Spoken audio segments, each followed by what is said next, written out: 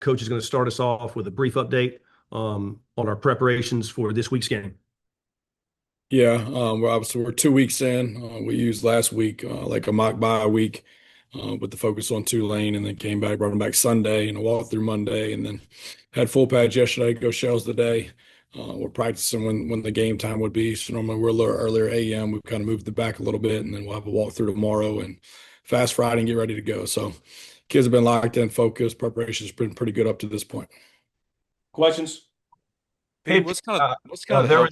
was a report last night that said that you guys are bringing Frank Wilson on staff. Are you able to confirm that right now? I mean, we're looking at a lot of guys, and obviously have some guys in the paperwork's going through, and some other guys that we've hired at other positions as well. But once we get through this game and all those things, then we'll address that 26 staff when we need to. But right now, the focus is on the players. What's the health right now, Pete, of just the team overall? Anybody kind of waiting on, watching for, anything like that? Just how's that piece of it?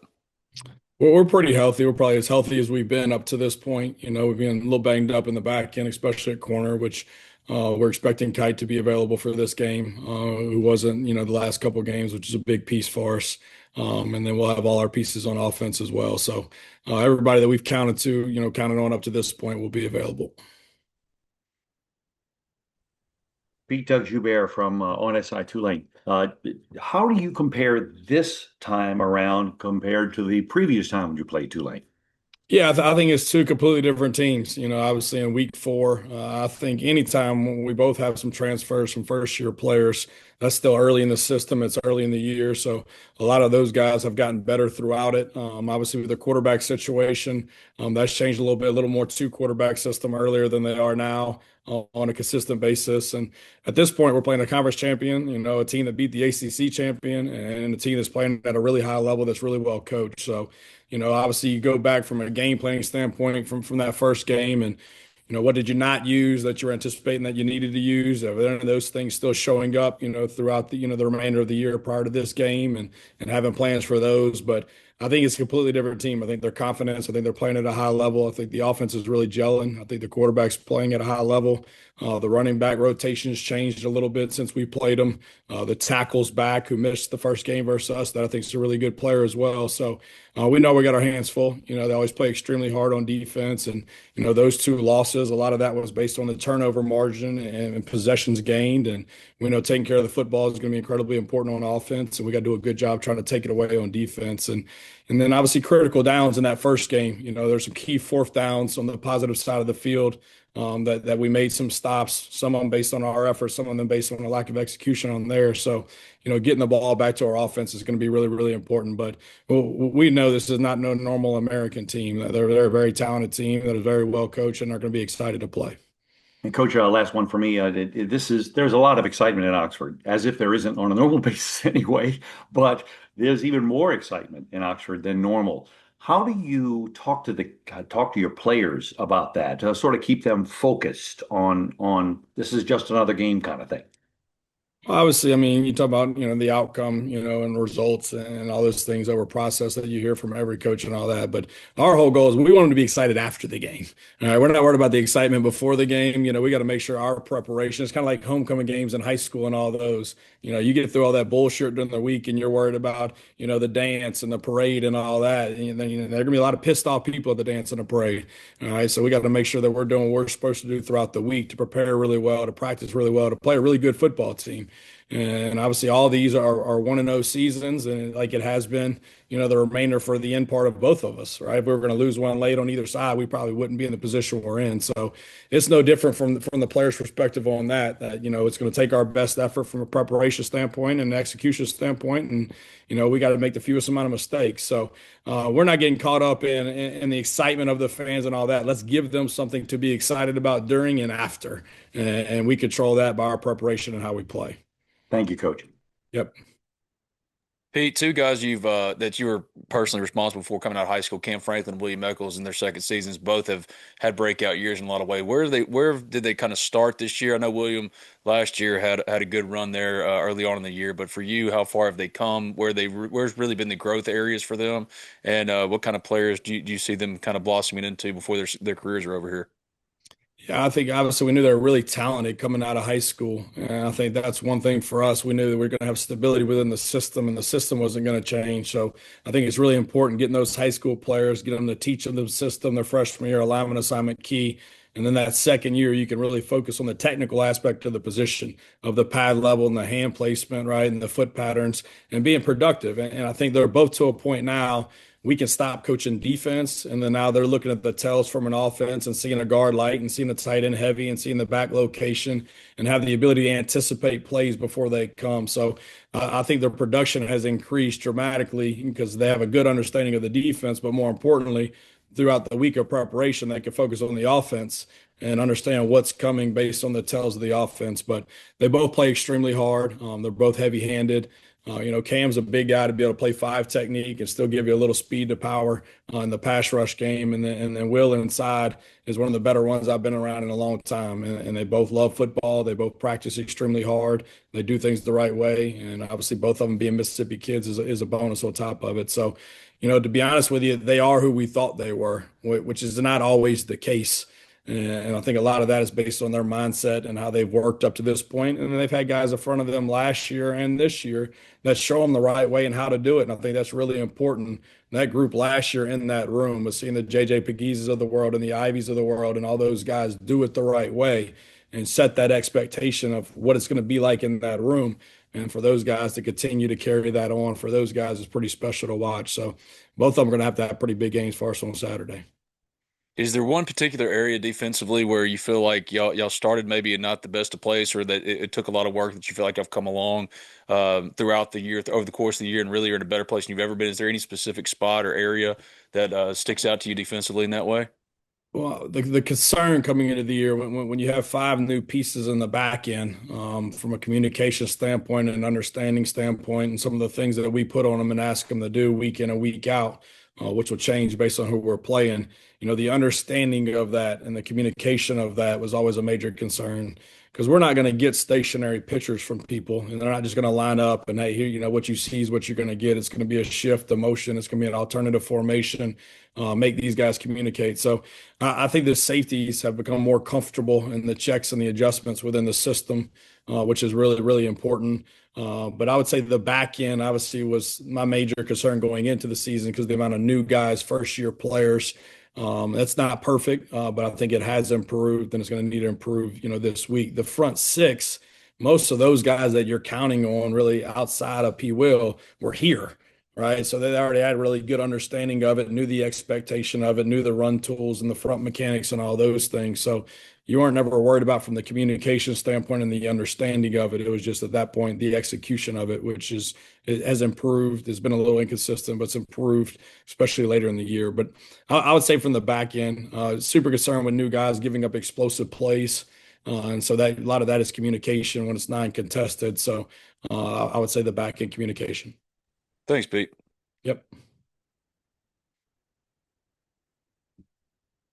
Any other questions for Coach today? Coach, have you used Joe Judge as a resource, being a former head coach up in New York and just his experience at all? Yeah, absolutely. I mean, I think, I'm not dumb enough to think I'm the smartest guy in the building. And, it's the first thing I learned from my old man as a head coach. You better hire smarter people than you. And, we're all product of our experiences. And I've been around a lot of incredible head coaches that have done it at an extremely high level.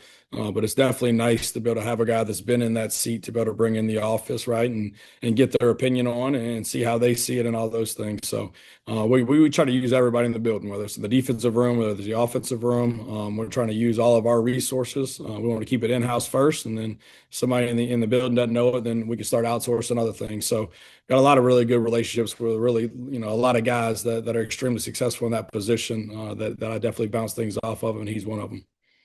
Thank you. Anything else today? Hey, Pete, I was wondering about Wydett Williams. I was talking to him yesterday about his adjustment from the Sun Belt level to the SEC level and how it seemed to go pretty seamlessly, at least from my perspective. What did you expect from him? And then if you agree with that, what was it about his game that allowed it to translate as quickly as it did? So, he actually was Division II out of high school. He went to Delta State where I played at. And so Coach Cooley and I are good friends over there. So, when I first inquired about him, I called Coach Cooley first at Delta State. And he just talked about his wiring and his mental makeup and how much he loved playing football and how smart he was and what a great kid he was. Because you could watch the tape and see that he loves football. He's got a really good burst. He's violent at the point of attack. You look at his size, he's a bigger safety, and it's like, all right, okay, is he loose enough in the hips? Will he have the ability to play man to man? Does it translate from that conference to this conference? But once you meet him and you're around him, he's one of those guys that doesn't matter if it's ping pong, basketball, football, he's going to find a way to try to be the best guy on the field just by how he's wired. And so he prepares really hard, practices really hard. So it's not a surprise at all to me. It was something come in. We told him, we're not going to give you shit. You got to come in and earn it. We're going to give you an opportunity to compete like the rest of them. But he came in with a different mindset than a lot of these guys. I mean, he was super hungry, and he knew he had 1 year left. He knew he was rolling the dice, going D2, to a mid-major and out of the SEC with 1 year, coming into a system that had already been in place. So, he knew he's kind of rolling the dice, but he's always bet on himself. And that's because of how he's wired and the type of kid that he is. So I'm not shocked at all that the success that he's had this year, because that's all him. He's put the work in to get it out. So super proud of the year he's had and will continue to have. Is that something you can't really judge until you get in front of a guy, or even can't fully judge until you get him on campus and in practice and that kind of thing? I think it's really important, to have relationships with the coaches of where they're coming from. And everybody will get to a point and you start getting upset, like this guy's leaving and all that. But I think a lot of the 1AA and mid-major guys now have taken on the JUCO mindset, right? Of like, hey, let's get really good players. Let's develop them. Let's let them play really well, and let's let them go get their payday and move to the next level. No different from us going to the NFL. And I think the guys that do that on a consistent basis have more success because they get better players, and they're their first ones that are taking your call. And like, coach, there's no doubt he's an SEC guy. I've coached SEC guys. This is who he reminds me of, and they want what's best for the kid instead of feeling a certain type of way about and wanting to keep him another year that could continue. Could affect his draft status and all those other things. So. The relationship that we had with guys at Delta State, where it was first at, and then Monroe, they were very helpful of understanding how is he in the room, how does he process, how does he learn, what is his work ethic like? Because you're exactly right. You can't find all that out in a recruiting weekend. You could try, you could put him on the board, you could pull his tape up, you can get him around your players, you can try to do those things, you can try to talk to some of his former players, some of his former coaches, but if you don't have a real relationship with them, they're going to sell them.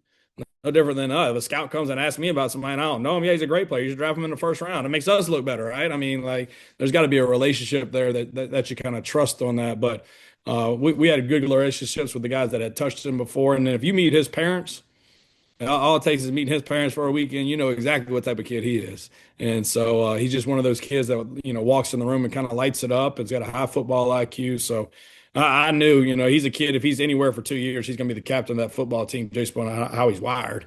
And I know if you're tough and you're competitive and you love football and you got a high football IQ, you're going to play. I don't care where you go. If you stay long enough, you're going to play. So that's definitely why that, in my opinion.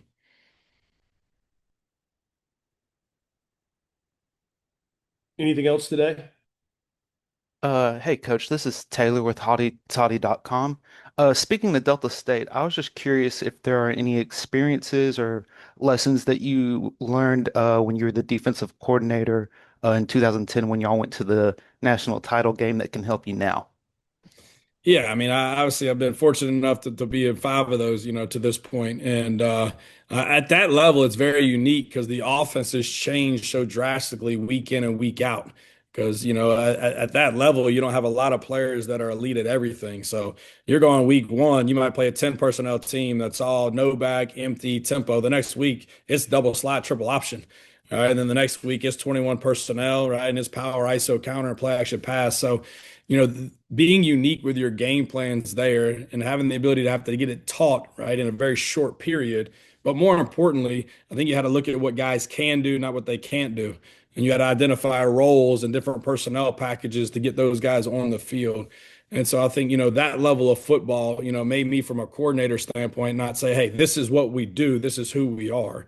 No, that's going to change week in and week out, year in and year out based on who do you have and who are you playing against and how you match up. So I think the versatility within the package, that we have to this day is a big part of being at the Delta States of the world and being at that level, that you got to be very multiple and you got to be able to rotate people and you have to be multiple in your packages to be able to allow guys to get on the field, to be able to play winning football. So, that piece of it. And then I think, at that level, you don't care that the game's at 10 a.m. on ESPN because that's when it was, right? I mean, that whole spot the ball mentality, right? You're riding a bus to Florence, right? The meals aren't the same. You're not getting the same gear, but the ability to go out and compete, right, and be the best at your level, regardless the network, regardless how many people are in the stands, regardless what hotel you stayed at, just that mindset of it, taught me a lot at a very early age, to where regardless whether it was there or Alabama or here, the game's the game.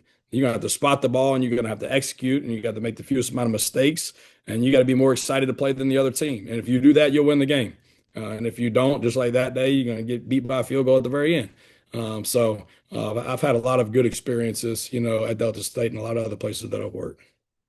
And just as a follow-up, do you see any similarities or like character traits with this Ole Miss team in comparison to that 2010 team?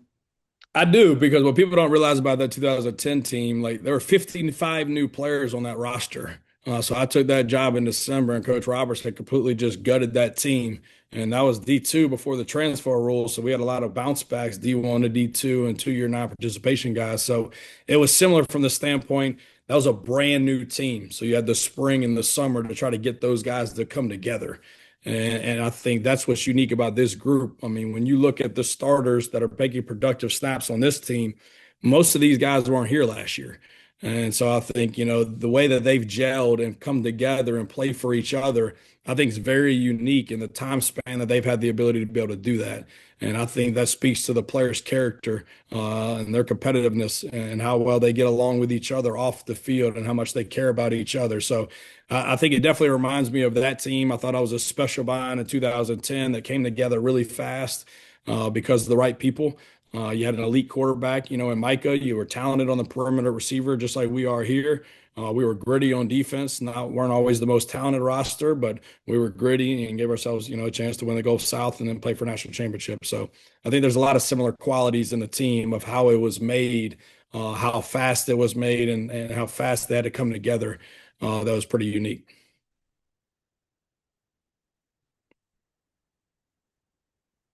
Any other questions? On Monday, you mentioned letting your kids get excited for you. What do your family and your kids think about playing in a playoff game on Saturday, especially with you as head coach? Well, I mean, my kids have been kind of spoiled. So my oldest is, 13. We've won at least 10 games the last 9 years in a row. So they're used to winning. They're used to big bowl games. I know when we first took the job, my middle one, which is Bentley, he wasn't super excited. He's like, Dad, like, wouldn't Alabama beat Ole Miss? Like, what are we doing? And, so they're used to winning. They like winning. But, the first question Bentley, my middle one, asks is, can he do the fire extinguisher on the sideline? The first question my little girl asks is, can I walk juice down the Rebel Walk? So I don't think they were worried about as much as winning the game and what bowl game it goes to all the other cool stuff that goes with it for the kids. But no, I put them through a lot. We moved them around a lot. So they've been super resilient. So for them to be able to get excited about, it makes me extremely happy. I have to ask Pete, since you brought those two things up, but what about the fire extinguisher and the dog? What were they answering? Well, I love, for a lot of this stuff, like I told the players, I was like, I see this is 2025.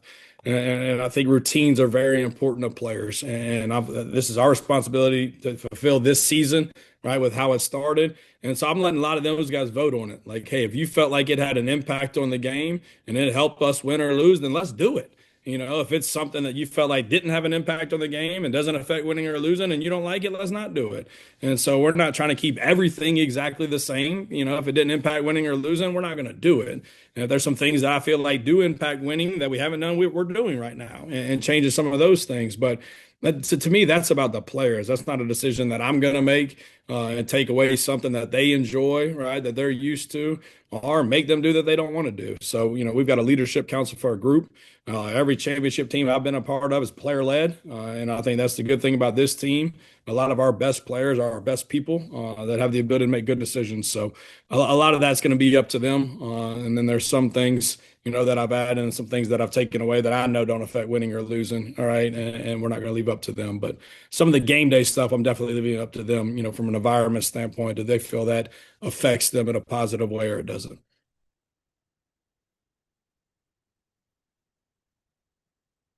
All right. Thanks, guys. Appreciate it. Appreciate you.